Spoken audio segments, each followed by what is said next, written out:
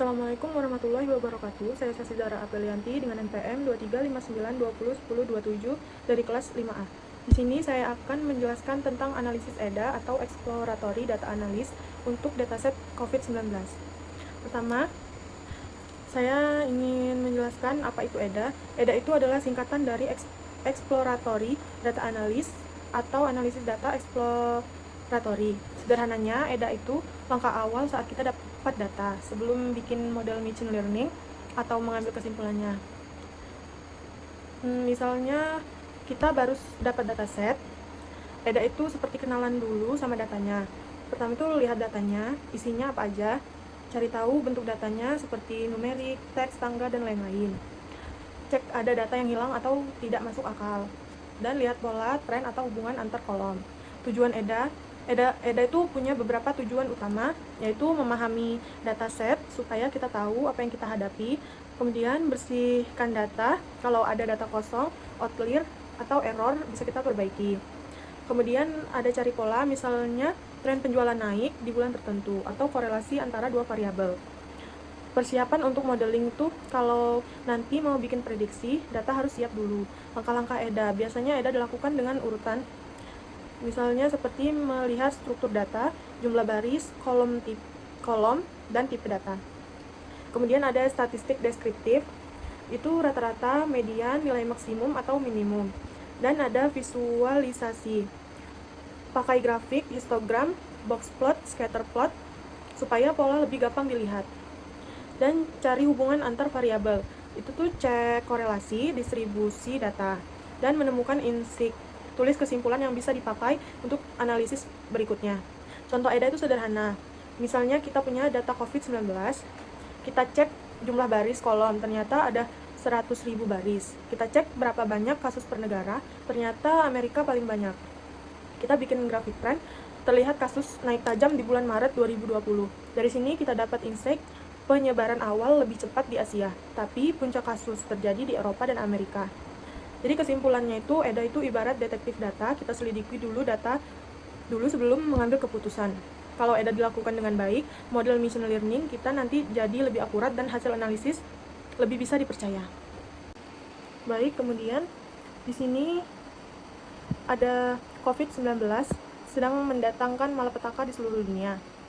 Itu adalah sesuatu yang mungkin sudah diketahui semua orang selama mereka tidak tinggal di bawah gua untuk beberapa alasan. Atau salah satu negara Eropa yang benar-benar terbakar saat ini karena virus. Seberapa baik melakukannya? Bagaimana itu bisa menyebar sejauh ini? Laut untuk dirimu sendiri. Apakah penguncian pabrik akan berhasil?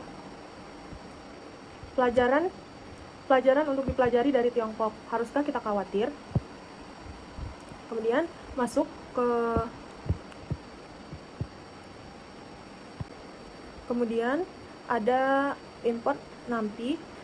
Itu kegunaannya tuh untuk perhitungan numerik, array, dan operasi matematis. Dan ada import Padas untuk mengelola data dalam bentuk tabel.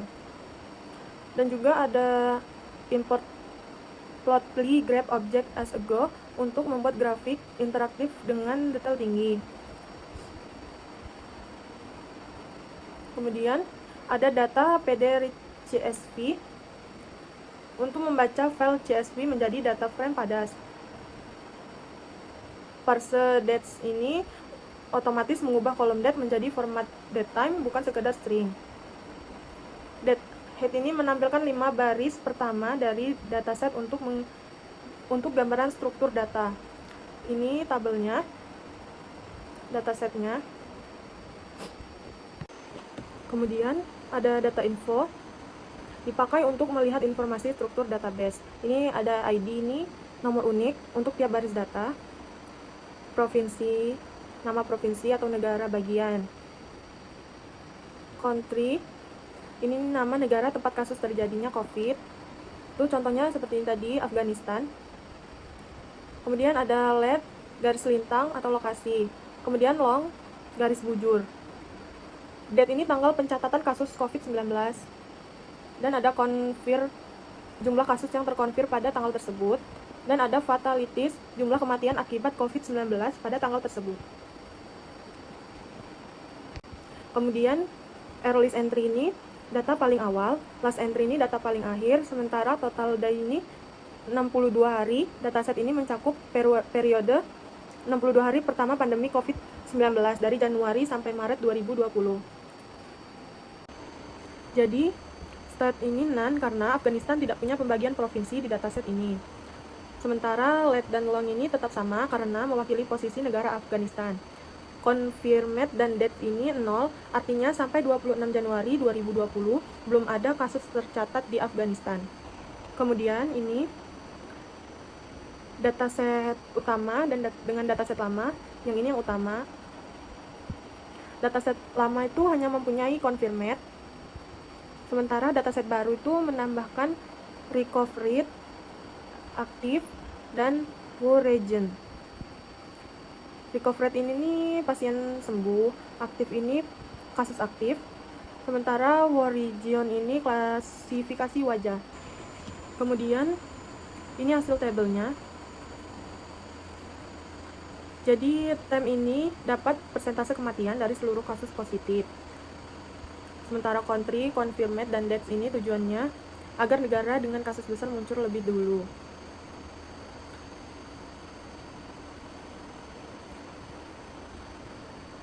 Dan ini style background gradient menjadi warna hijau. Semakin rendah maka semakin terang. Jadi Qatar ini memiliki 100.597 kasus dari 165 kematian. Kalau Singapura 50.838 dari 27 kematian sampai ke 6 case. Kemudian ini ada tabel yang kedua. Countries with for recovery rates ini untuk menambahkan kolom baru bernama recovery rate atau tingkat kesembuhan.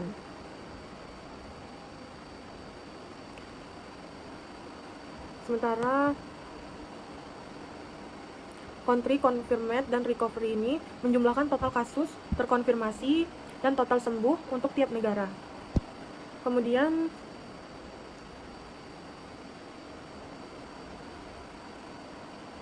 mengurutkan tabel berdasarkan jumlah kasus terkonfirmasi terbanyak. Jadi negara dengan jumlah kasus besar muncul di atas. Dan background merah ini memberi gradasi merah pada tabel, semakin tinggi angkanya warnanya makin berat. Ini contohnya seperti United Kingdom ini ada 300.708 juta kasus dan 1.437 kematian. Kanada juga ada dan sampai ke Gambia. Sekian presentasi dari saya. Wassalamualaikum warahmatullahi wabarakatuh.